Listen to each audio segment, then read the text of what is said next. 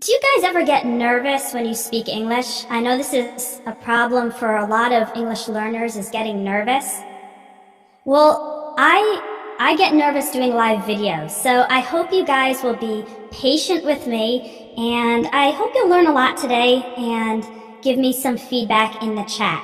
So, how this is going to work, this class is going to be about speaking English more naturally.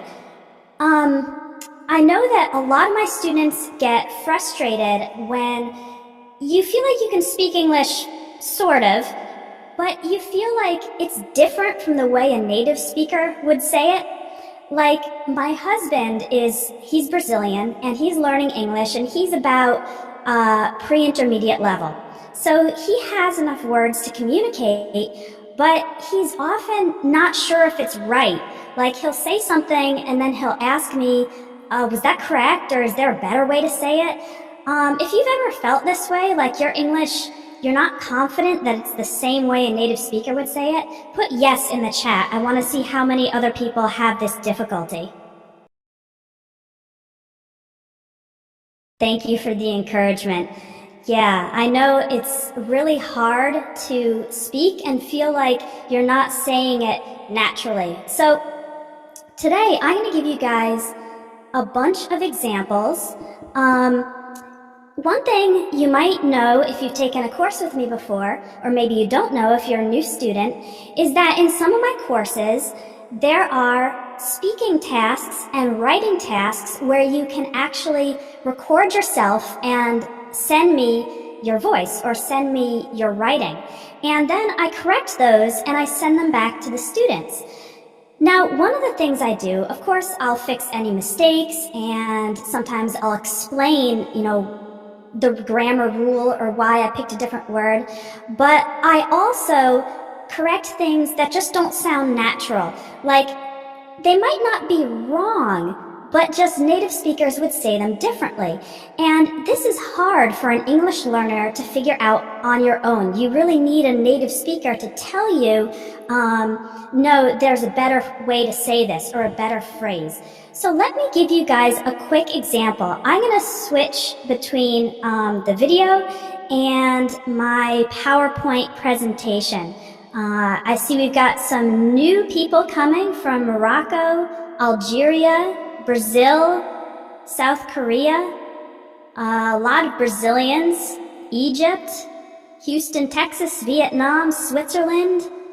Fantastic. Somalia. Oh, this is wonderful. Okay, let me switch over to the PowerPoint so I can show you guys some of these sentences. And I'm going to ask you some questions during the live cast, so just type your answers into the chat. Okay, let me see if I can figure out how to share my screen here. Screen share. Let's go to the PowerPoint. Okay, can you see my PowerPoint? It should show a slide on the screen with 2 sentences. If you can see it, please put yes in the chat box.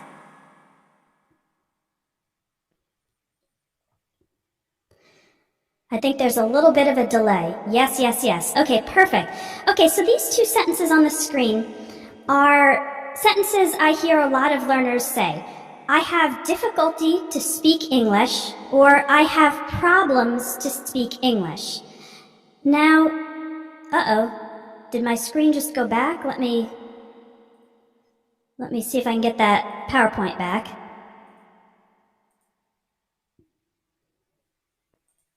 Okay. Oh, just a second. Sorry, bear with me. Technical difficulties. I want to show you.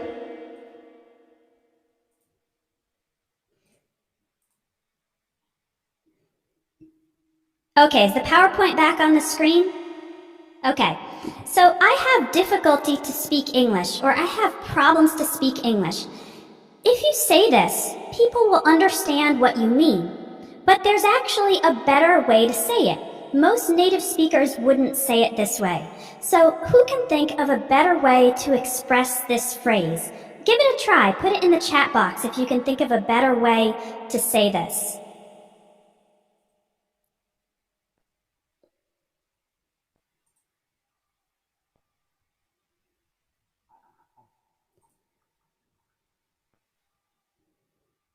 Okay, I can't speak English well. That's a great example, actually.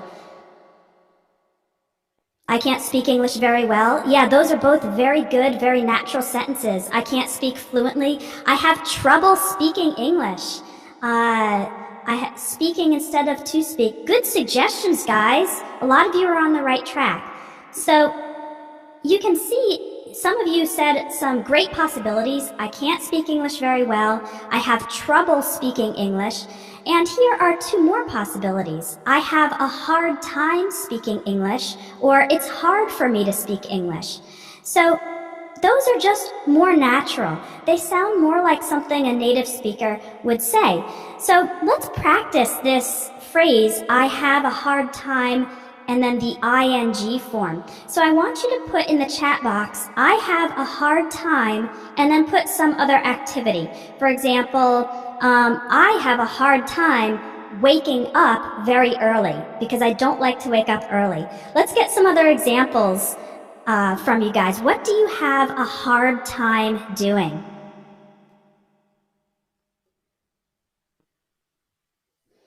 I'll just wait a minute because there's a slight delay between the chat and the broadcast. I have a hard time riding a bike. Great. I have a hard time in finding a job. Yeah, you can put in before the ing verb, but it's not necessary. I have a hard time sleeping because I have so much homework. I have a hard time sleeping late. I have a hard time recording videos. Me too. I have a hard time putting up with my new roommate. Good example. To put up with means to tolerate. So I have a hard time putting up with my roommate means it's difficult for me to tolerate. I have a hard time writing response essay, hard time concentrating. I have a hard time learning to swim. Good examples, everyone. So this is just, let me switch back to my video. Just a second. Okay, are we back to video now? Good. Okay, so this is just a very simple example of how sometimes English learners say, I have difficulty to do something or have a problem to do something, but a native speaker would say, I have a hard time, I have trouble, it's hard for me, or I can't. So these are just small changes that you can make to your English to make it sound more natural. And today, what I've done is I've gathered about 15 different examples like this from my students' speaking and writing tasks, and I'll just adjust the phrase to make it a little more natural, and hopefully you guys will learn some new things from that. So let me switch back to my PowerPoint. Okay. Okay, here's another one. I've been living here for 1.5 years. This is something I see a lot of students say, 1.5 years. In fact, some people ask me if it should be year or years, but there's actually a better way to say this. And that is, I've been living here for 1.5 years. Native speakers normally don't say 1.5 years. We say 1.5 years. And this also goes for other periods of time, like don't say 1.5 hours. It's much more common to say 1.5 hours. Okay? So I've been preparing for this live cast for 1.5 hours. This is only the case for when we have one. When we have 2 or 3 or more years or hours, then we do say 2.5 years, 3.5 years, 4.5 years, and so on. But when it's just one, we usually don't say 1.5 years. We say 1.5 years. It's a really simple, small little change, but it will make you sound more like a native speaker. Okay, this is a really simple one. I always am happy. I always am happy. So I hope you're mostly or always happy. I hope you're happy to be on this live cast. What would you change about this sentence to make it more natural? I'll wait a minute. Someone said they've been waiting for 1.5 hours for the live cast. I guess they were really looking forward to it. So yes, I am always happy. That's correct. In spoken English especially, we often use the short form, the contraction. So we don't say I am, he is. We use words like I'm and he's and we're instead of we are and they're. And when you have the verb to be, right? Am is a form of the verb to be. We put the word always after it. So we say, I'm always happy. I'm always happy. Now, what about this example? I exercise always in the morning. Can you see anything that we should change about this sentence? Make your suggestions in the chat.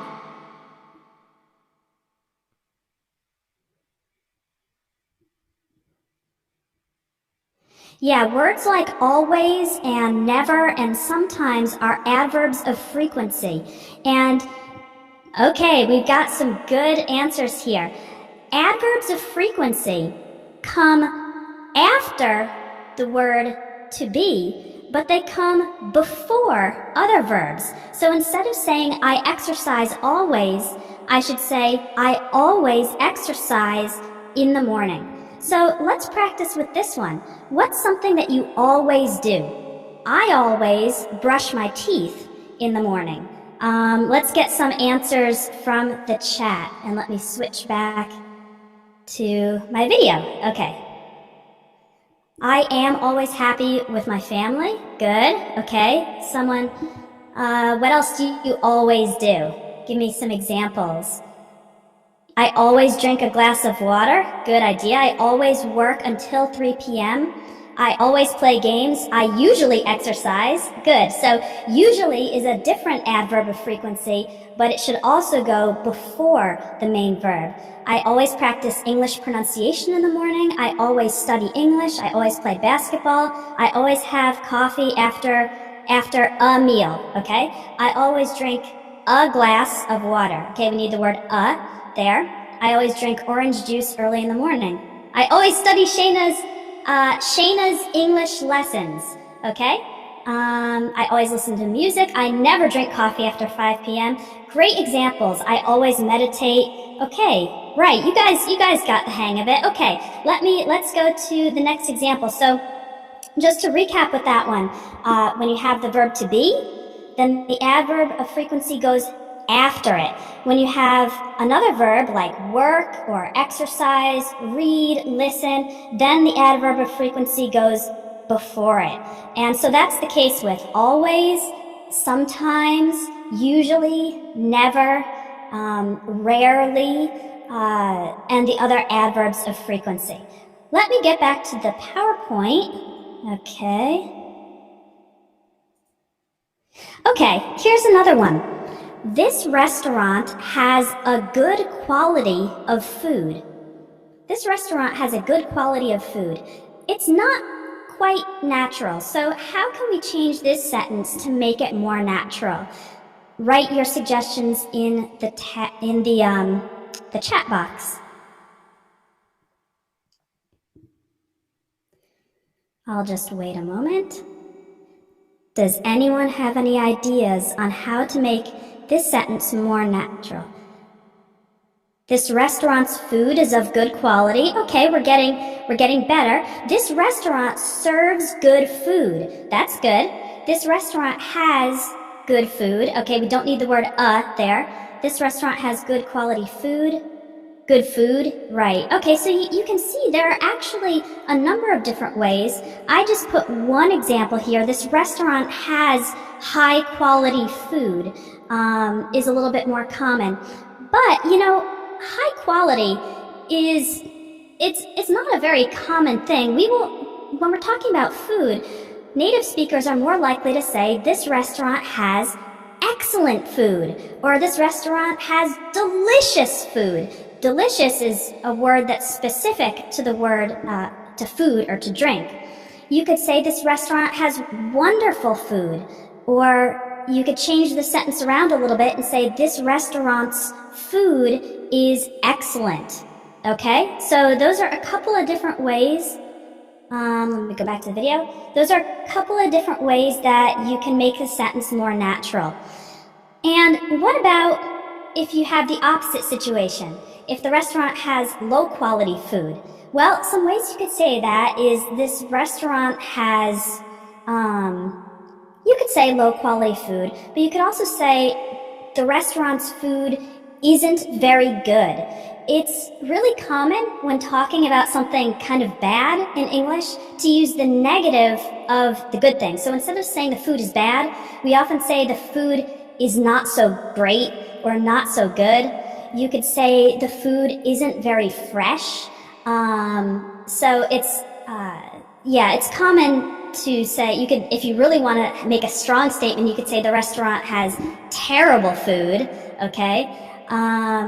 Decent food. So if you say the restaurant has decent food, that means the food is okay, but it's not great. It's like acceptable. It's in the middle. It's not great. It's not bad. It's just decent.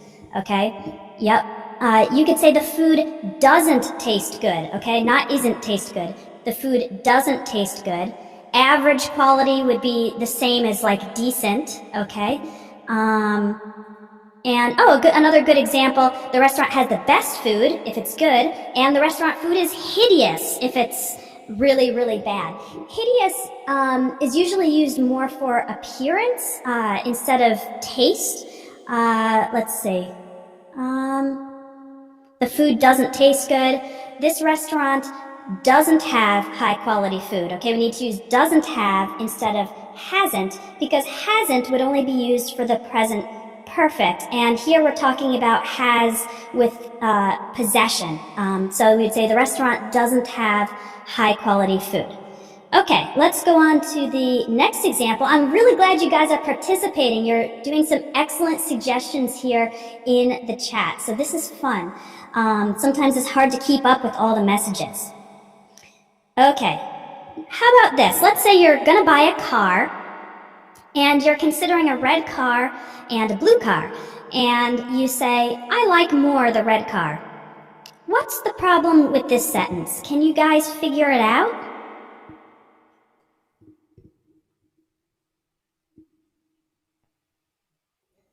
I like more the red car. How should we say that more naturally? I prefer the red car. Great example. I prefer the red car, I prefer the red car, I prefer the red car. I think the red car is the best. I like the red car better. Okay, good job. We normally say, I like the red car more, or I like the red car better. Okay, that's a common question. Which one do you like better? Or which one do you like more? I like the red car more, I like the red car better. Or you can use the verb prefer. I prefer the red car. Now, if you use prefer, then you don't need more. You just say, I prefer the red car. You don't need more, and you don't need better. Personally, I prefer blue cars, but that's because blue is my favorite color. Okay, here's an interesting one. All the bananas are not ripe. The word ripe means when a fruit is ready to eat. Okay, so when a banana is ripe, it's yellow, maybe a little bit brown, and it's nice and soft and sweet, and you can eat it. But when the bananas are not ripe, then it's green and it's hard. So can you figure out what the problem with this sentence is? All the bananas are not ripe. How would you make that sentence more natural? Not all the bananas are ripe. Yes, a fruit that is ripe is ready to be eaten. All the bananas haven't ripened yet. Cecilia got it. None of the bananas is ripe. So I would say, personally, I would say are, because bananas is, the word bananas is plural. None of the bananas are ripe. Okay, so instead of saying all of them are not, we usually say none of them are. Okay, see the difference? They mean the same thing, but it's much more common for a native speaker to say none of the bananas are ripe. Here's another example. I don't have this on the PowerPoint, but someone wrote to me, all of the students did not pass the test. We have all being used with not. But a better way would be all of the students failed the test, right? Fail is not pass. So all the students failed the test, or none of the students passed the test. So to make your English more natural, don't use the word all with the word not. Either say, you could say, all of the bananas are unripe, or all of the bananas are green. Sometimes we use the word green to describe something that's not ripe. Or use none. None of the bananas are ripe. None of the students passed the test. Okay. Now, I saw some people making suggestions or asking about most and some. Now, with most and some, then it's okay to use the word not. So you can say most of the bananas aren't ripe yet, or some of the bananas are not ripe yet. It's really more common, it's just with the word all that we try not to use not. So most and some, we can use not. Most of the bananas aren't ripe, some of the bananas aren't ripe, okay? Let's see. Let me just catch up with the chat. Wow, you guys are really, Okay, so there's an interesting question. Is none, when we have the word none, is none singular or plural? I think the word none, I'm gonna have to look this up. It might be singular, but in common use, in everyday use, we usually have it plural when the noun is countable. So let me give you some examples, you'll understand it better. So if I say none of the bananas, it sounds a little funny to say none of the bananas is ripe, just because bananas is sounds odd, even if technically none might be singular. So most native speakers will say none of the bananas are ripe, none of the students are studying, none of the rooms were cleaned. But when you have an uncountable noun, so an uncountable noun is one that can't be made plural, then we'll say none is. So none of the water is safe to drink. Water is uncountable, and so we say none of the water is safe to drink. None of the furniture was damaged in the move. So furniture is another uncountable noun, and so we say none of the furniture was singular. That's a really, you agree with the noun, exactly. Let's see. Yeah, some of this does get a little tricky, and usually it's easier to try to remember them on a case-by-case basis instead of trying to study the rule, because I guess when you pay attention to native speakers saying, none of the furniture was damaged, none of the bananas are ripe, try to just remember that as a phrase instead of trying to think about, is it countable? Is it uncountable? Are we talking about many things, or are we talking about all of one thing? It gets a little difficult to think about. So I recommend just paying attention when you hear people use phrases with none. Okay, let's move on. Let me get back to the PowerPoint. Oops. Come on, PowerPoint. Where is it?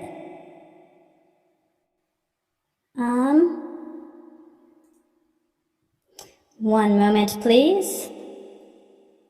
No. That's not it. Okay, bear with me while I try to find my PowerPoint here.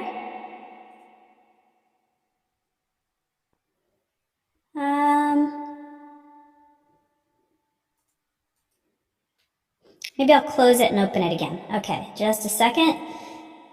I want my live stream PowerPoint. Because I want to show you guys some more examples.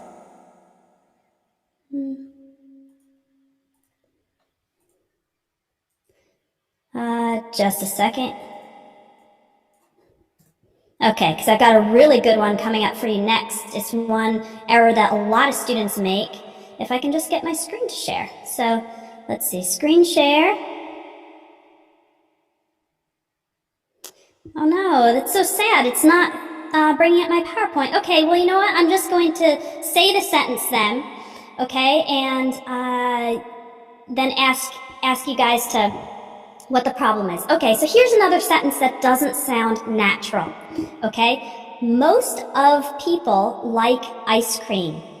Most of people like ice cream.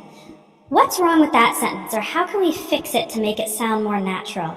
Let me get back to the chat. Yeah, all of the PowerPoint is gone. I know, I can't figure out what's going on here, but I'll just do my best to say the sentences and have you guys correct them.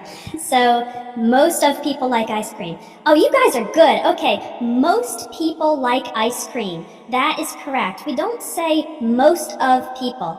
We can say most people. Okay? Actually, we don't say most of and then a noun. We always say most and then the noun, so most people, or most of the. So you can say most of the people are on this live cast are participating in the chat. Most of the people in the live cast are participating in the chat. But don't say most of and then the noun. So let's practice. Let's try to make some sentences. So let's see. Okay, here's mine. Most of my work is on the computer. We can also say most of and use a possessive. Most of my work, most of his students. So try making a sentence with either most or most of, and I will correct it. Most of the houses were damaged. Good one. Yep. Most of the houses were damaged in the natural disaster, for example, like an earthquake. Can anyone else make a sentence with most of? Most of the people like you. Oh, thank you. That's very sweet. I hope so. What else? Try most of my mistakes are subtle. Yeah, that's a good point, and don't let those subtle mistakes stop you from speaking, because most of them won't prevent communication. Most of the children in the school do well in math. Maths is the way you say it in British English. Most women love chocolate. Yes, I'm one of them. Most of yours cars are blue. That should be most of your cars are blue, okay? Most of the roses in my garden are white. Very nice. You should have most of your courses are good, or most of the courses are good. It's hard to understand it's hard to understand most native English speakers. Remember, most of the native English speakers, or just most native English speakers? We shouldn't have of in that question. Most girls like gum? Yeah, okay, I suppose so. Most people are not interested in learning a second language in the Dominican Republic. Okay, good examples, everyone. Let's move on to the next one.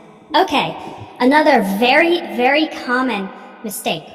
Here's the sentence I hear a lot of people say. We went to the house of my brother. We went to the house of my brother. How can we make this sentence more natural? Let me go look at the chat.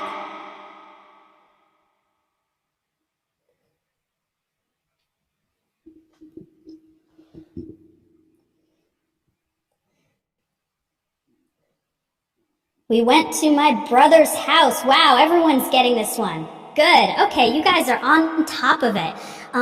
So a lot of other languages don't have this possessive apostrophe S like we have in English.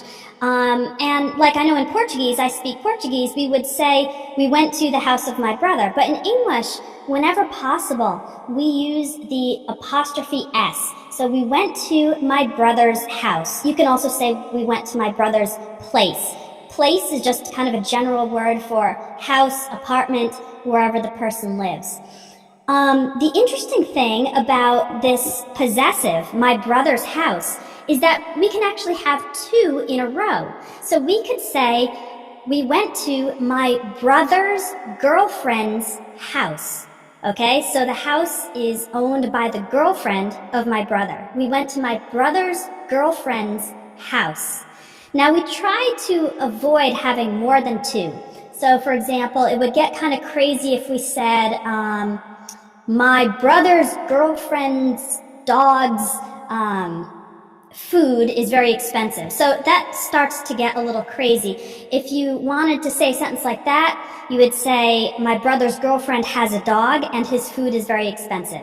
But we can have two in a row. So for example, my mother's coworker's car got stolen, or something like this. Sometimes people ask me, do we ever say, the house of my brother or the house of... Sometimes, usually not when it's a person. So when it's a person, we use the possessive with apostrophe S, but sometimes we will say, let me think. Sometimes we will say the economy of the country instead of the country's economy, or especially if, let me think, especially if it's,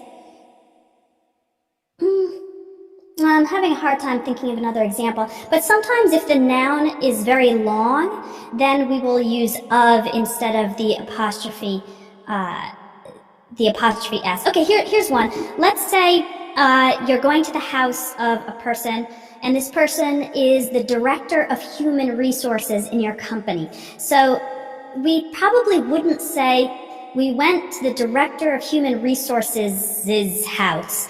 It's just too long because that title, Director of Human Resources, is a long title. So we would probably just say, we went to the director's house, or we went to my coworker's house, or my supervisor's house, my boss's house. So oftentimes when the title is long, then that might be a case where we change it a little bit so we don't use the possessive. Okay. I'm going to try getting this PowerPoint back one more time because I really want you to see the next one.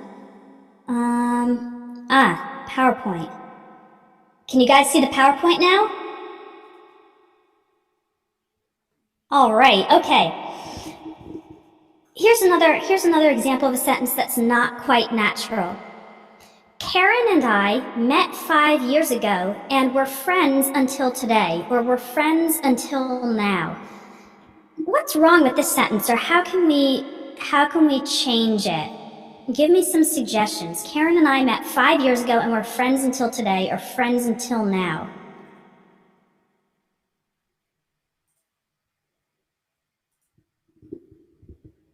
We want to express the fact that we're friends up till the present moment. Okay, I see we're friends currently. We've been friends since then. We've been friends for 5 years. Good examples. Good examples.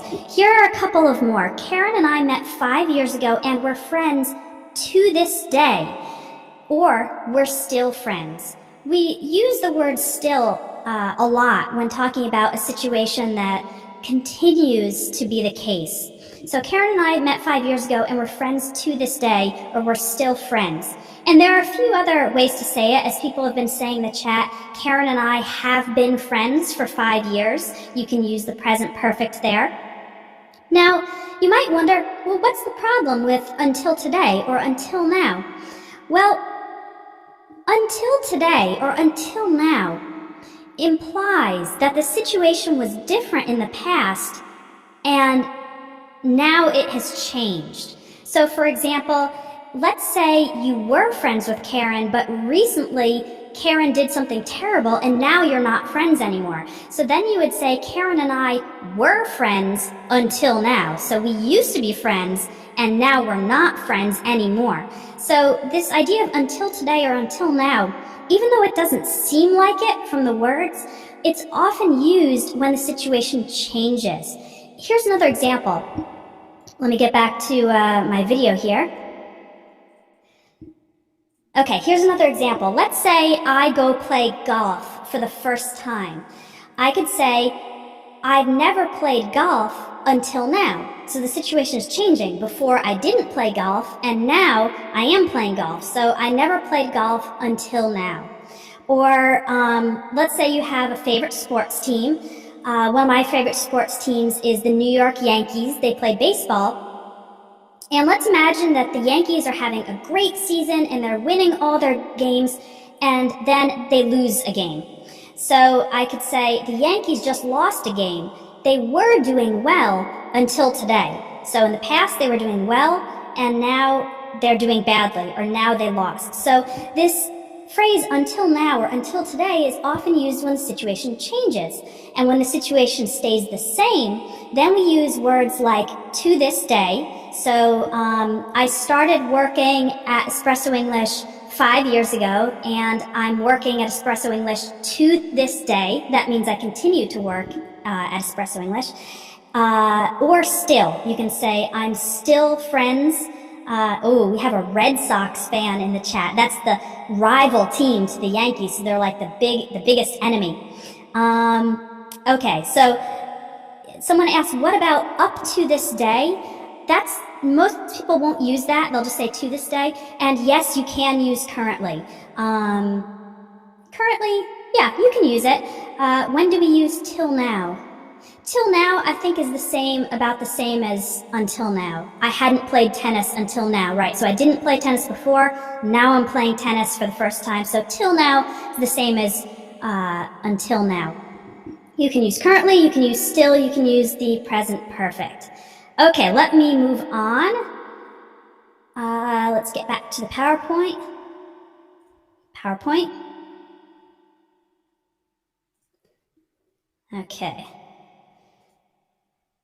Okay, when I became 12 years old, I got a bicycle.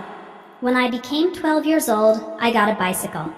How can we make that sentence more natural? If someone said that to me, I would understand it, but it's not quite correct. I've been in New York since 2014 and I'm still here. That is correct.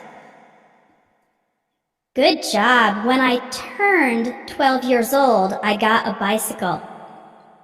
Okay? And actually, a lot of native speakers will just say when I turned 12, because we understand from the context that it's 12 years old. When I turned 12, I got a bicycle. Okay? Now, there's a difference between when I turned 12 and when I was 12. Okay? When I was 12, that could be at any time during the whole year of being 12 years old.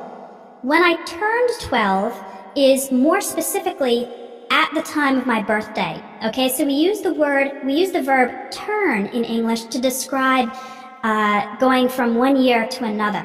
So when I turned 18, then I was able to vote. In the US, the voting age is 18. When I turned 21, then I was able to drink alcohol. So let's turn it over to the chat. What was something that happened when you turned a certain number of years old? Like when I turned 16, I got my driver's license. When I turned 6 years old, I went to school for the first time because my birthday is in September. And so, let's see, when I turned 12, I traveled to another city. Good. Anybody else? It doesn't have to be 12, by the way. You can make it any age.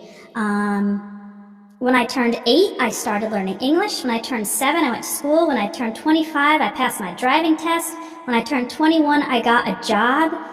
When I turned 20, I got my first boyfriend. Good examples. Okay. Let me go back to PowerPoint. Keep sending examples because, students can learn from each other too, and I think it really helps to see more examples. Okay, how about this one? I'm graduated in psychology.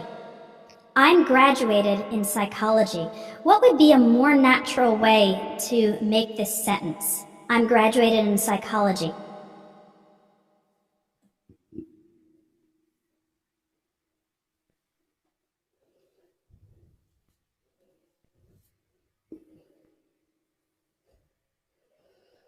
Okay, good. Some good examples. I'm a graduate in psychology. I got a degree in psychology.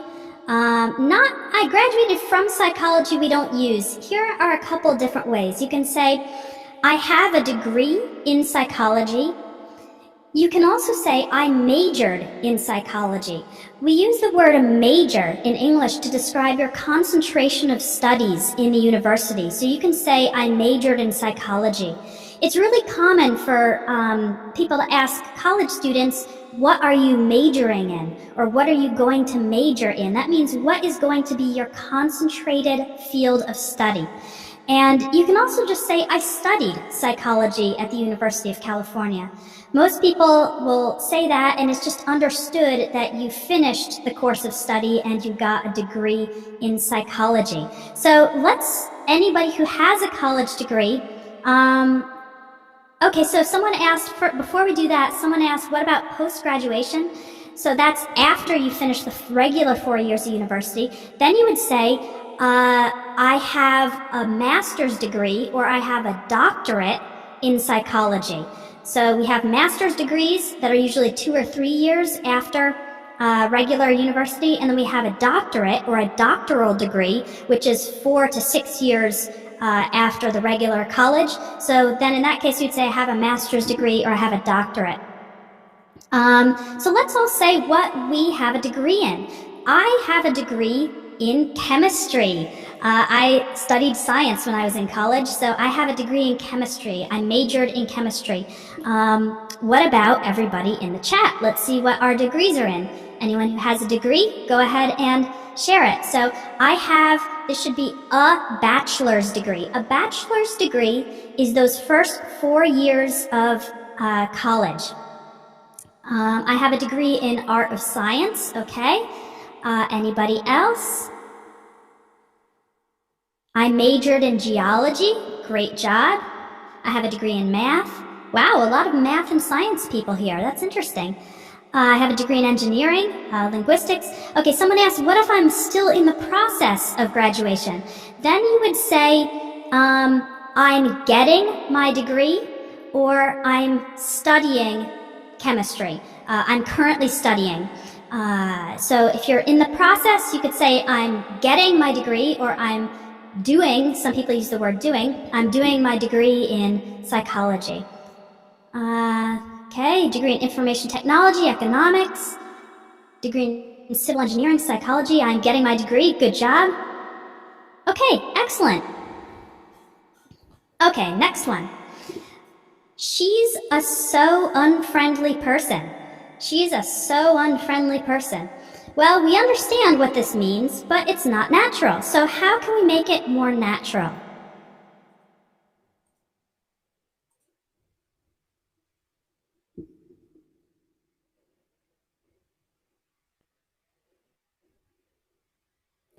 Okay, we can say she is not very friendly. She's such an unfriendly person. Or she is a very unfriendly person.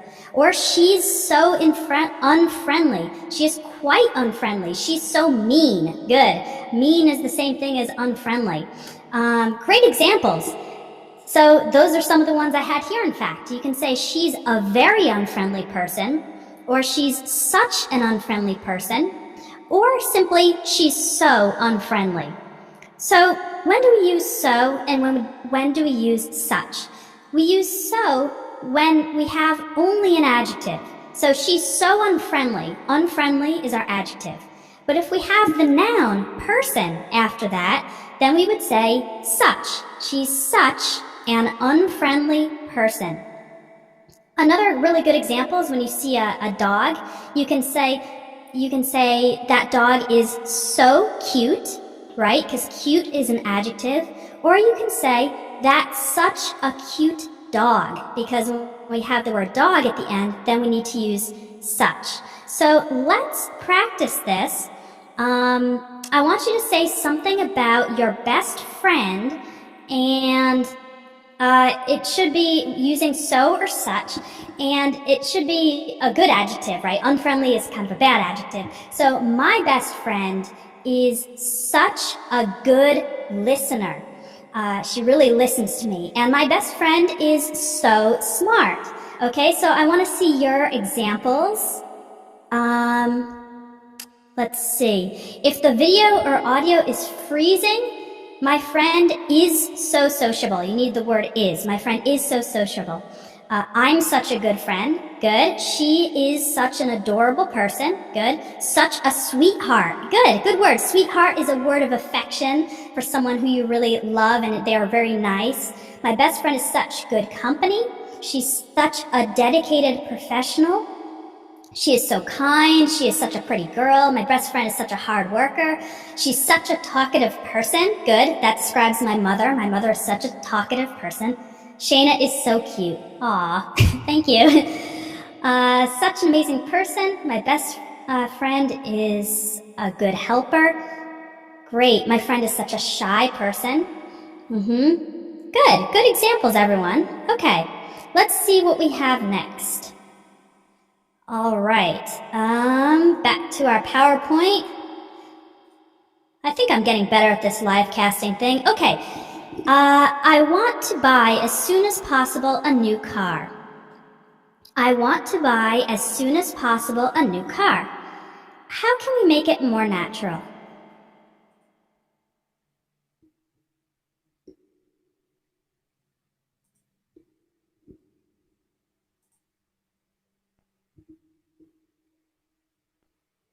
You can say, okay, I want to buy a new car ASAP. ASAP is short for as soon as possible. I want to buy a new car as soon as possible. Right.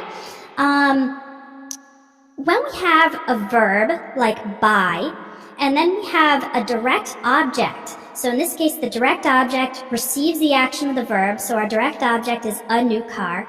We try not to put anything between the verb and the direct object. So as soon as possible, if we put it in the middle of the verb and the object, it breaks up the phrase and it makes it sound a little bit funny. And I think a lot of you have a good English sense because you recognize that this doesn't sound correct. So I want to buy a new car as soon as possible. Okay, so let's do some more examples. Okay, what do you want to buy as soon as possible? I need to buy some shampoo as soon as possible. Let's see your examples in the chat.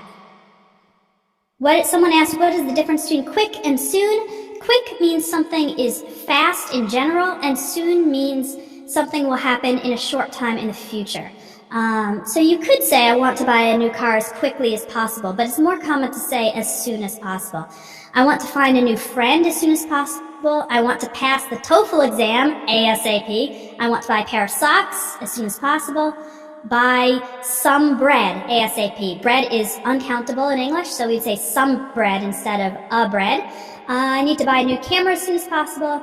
I want to buy a flat as soon as possible. Flat means an apartment, okay? In British English, they say flat.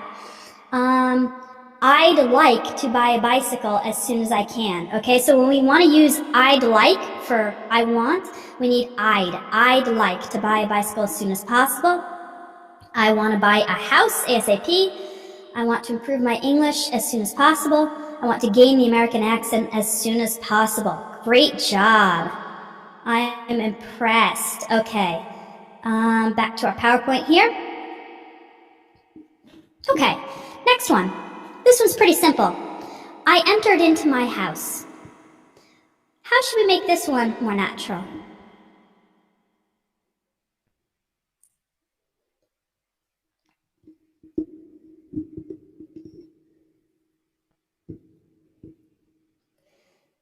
I got into my house. We'd only say that if we were having difficulty. I entered my house. Right, we don't need entered into. It's redundant. It means it's repetitive. So we could say, a native speaker would say, I entered my house, but it's actually more common for us to just say, I went into my house, okay? I went into my house. We have a similar thing with the word discuss. Okay, I see a lot of English learners saying, we discussed about the topic, but you actually don't need the word about because discuss means to talk about. So native speakers would say, we discussed the topic, or we talked about the topic. And it's the same with enter and go into. So don't use entered into, it's just not necessary. Say entered or went into. Okay, I've got one last example, and then I'm going to give you guys a few more tips for speaking more naturally, and I'm also going to talk a little bit about the new course and take some questions. So here's the last one. I'm going in New York on Friday. I'm going in New York on Friday. How can we make it more natural? Oops, sorry, I just got rid of the PowerPoint. Let me get back to it. The sentence is, I'm going in New York on Friday. What should this be instead? Going to. Very good. You know, a lot of English learners learn the fact that you use in with cities and countries and areas, and we use on for streets, and we use at for contexts. But with the word going, we always use to. So don't say I'm going in New York, say I'm going to New York. This applies to countries as well. So I'm going to Italy next summer. That's not true. I wish it was. But tell me about the next place you're going to. We would say I'm going to Long Island. I'm going to, okay, where are you going? Let's see. I'm going to the gym later, personally. Let's see. Wait for the chat. I'm going to a pristine area on Sunday. Very nice. An area that is pristine means it's perfect and it's natural and it's clean. I'm going to visit my parents in Mexico. I'm going to London soon. I'm going to a barbershop soon. Barbershop is for cutting hair. I'm going to Stockholm next week. I'm going to Paris next long weekend. I'm going to Ukraine. I'm going to Japan. For Long Island, we would say to, going to Long Island. But if you live there, then you would say I live on Long Island. Okay, so, but it's just with going where you use to. I'm going to travel to Alaska. I'm going to start college. Okay, now there is one exception, at least one that I know of, where after going, we don't use to before the place, and that is going home, okay? So we don't say going to home, we just say going home. So after work, you say, I'm going home. And in this case, we don't use the word gonna, okay? We only use gonna when there's another verb after it, okay? So for example, I'm gonna study English. But when we're talking about going to a place, then we don't use gonna. We say I'm going home, I'm going to the library. Someone asked what's the difference between I'm going and I will. I actually have a lesson about that at Espresso English. If you search for Google for Espresso English with going to and will, you'll find that lesson, okay? So remember, use going to when going to places, except for going home. Oh, you know, that's another good example. I'm going abroad. Abroad means you're going to a different country, and we also don't use to. I'm going abroad means I'm going outside the country. Great job. Okay. All right. Okay. So to finish, so those are about 15 different examples of just little changes that you can make to English sentences that it just makes them better, it makes them more natural. The previous sentences, not all of them were wrong. It's just that it's not the same way a native speaker would say them. And so you might be wondering, well, what's the best way to actually improve this? Like, you know, besides these classes, what can I do to improve my English so it sounds more like a native speaker's? Well, the first thing, honestly, is to pay attention. You know, you probably listen to a lot of English podcasts, and maybe you watch YouTube videos or TED Talks. I really like TED Talks for learning English. And just pay attention to the way that words are used. So, for example, if you always say, it depends of the weather, and you notice that in an interview someone says it depends on the weather, then you think, maybe I'm not supposed to use of, I should be using on. So just pay attention. You know, when you're listening, it's easy to get really nervous and frustrated and just you're worried about getting everything at once, but just kind of take note. Don't just listen to something once. Listen to it several times and pay attention to the phrases that are used. Take note of anything that the native speaker says that maybe is different from how you would say it.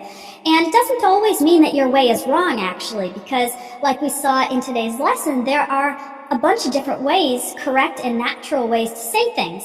And in my courses, I try to give you several ways. So in Everyday English Speaking, the first one, there will often be several different ways. For example, to order a cup of coffee, you can say something like, can I have a small coffee? Or you could say, could I have a small coffee? You could also say, can I get a small coffee? So all of these are common and, they're all used by native speakers. And the other way that I suggest to help make your English more natural is just to get corrections.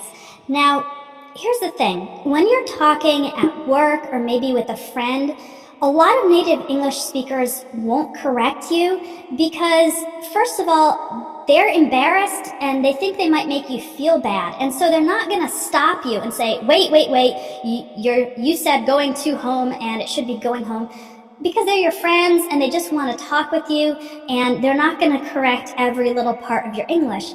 But the downside of that is that you could be making some of the same mistakes or having some of the same unnatural sentences, and it could become a habit and you don't know that they're not natural.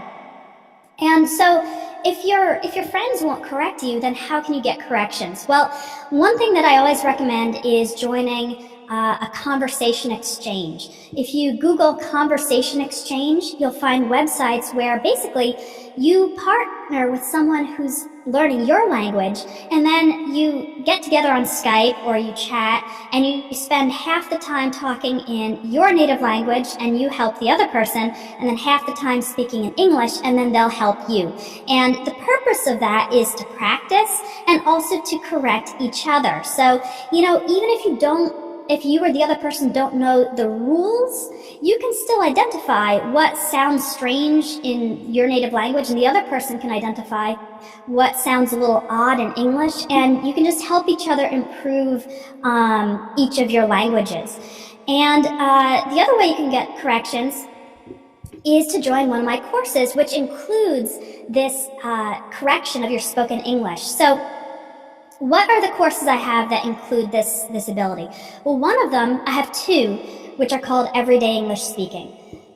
Everyday English Speaking Level 1 focuses on really practical things in day-to-day life, like getting public transportation, going to a restaurant, being in social situations, things like even arguments or interrupting people, giving encouragement. And at the end of every lesson, there's a speaking task where, for example, let's say the lesson was about arguments.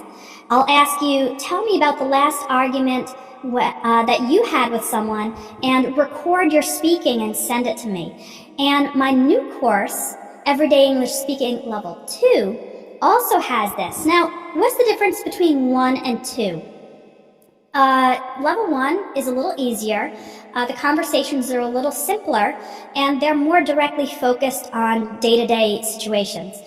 Everyday English Speaking Level 2 is more advanced. So the conversations are really full of phrasal verbs, idioms, slang words, just informal expressions that we use all the time, and there are a lot of them in the conversation. So this might be more similar to a conversation you'll hear just between friends or something like that. And so it's more challenging to understand, but that means you'll also be able to learn more of these expressions.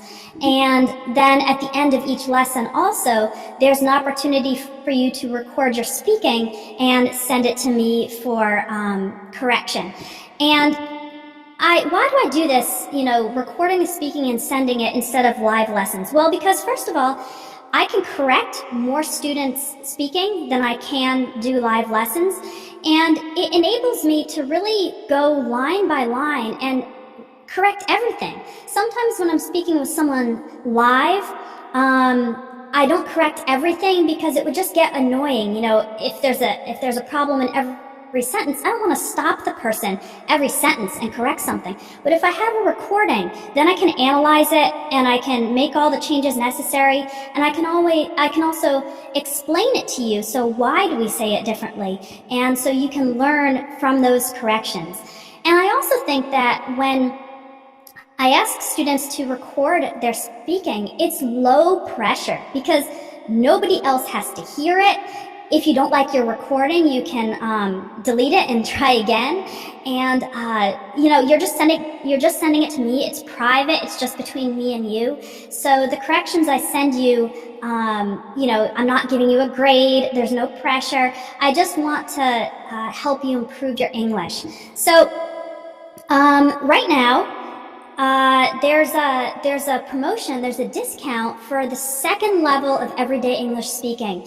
That course has 45 lessons and it's going to be $45. But if you buy it now or before September 1st, then the price is $30. And so if you want more information on that, you can click under this video. There's a green button that says more information. And then there's a blue button that says sign up now. And under more information, there is a description of the course and there are sample lessons so you can actually see what these lessons are like. And in the sample lessons, you can record your voice and send it to me. So, if you think you would benefit from this, go ahead and give it a try and I will send you back my feedback. So now we've got about, 10 minutes left. Guys, thank you for your participation. It's been really fun, and I'll just take a few questions from the chat. So, let's see. Let me just catch up on the chat because there's a lot of chatting going on. Okay. First of all, you're welcome. I'm glad you guys enjoyed this live cast, and I hope to do this again. I hope to do it more often. And it's a little difficult being on live video, but if you guys enjoy it, I will do it more often. Okay. So where to send your recorded voice? Go ahead and click on the green button, more information, and then click on the free samples, and then download the free samples. You will see where to send it. You're quite welcome. I do not have italki. I'm sorry. I highly recommend italki for speaking with native speakers and teachers, but I don't do it myself. How to speak continuously I think you meant without hesitation. So, first of all, remember that it's normal to pause when you're speaking. You don't have to just keep speaking and never stop. Like right now. Sometimes when I'm talking, I'm pausing. So it's okay to speak with pauses. Remember that speaking fluently doesn't mean you have to just constantly talk. Now, the biggest tip I have for speaking without hesitating is to learn to think in English. Okay, because it takes time if you're translating from your native language and you're also kind of worrying about, is this the right word? I'm not sure. Learn to think in English. And also, don't worry too much about mistakes, because if you get too hung up on mistakes, that means if you get too obsessed about the mistakes, then you're going to hesitate a lot. But even though this lesson was about correcting those small, subtle errors in your English, I really think that communication is the most important goal. So even if it's not quite correct, it's more important to just get it out there and talk and communicate than it is to be perfectly correct in every single little thing. So those are my two tips. Learn to think in English, think directly in English without translating, and don't obsess about the word choice. Just get it out there, and if there's a miscommunication, you can work it out, but don't let that make you hesitate, okay?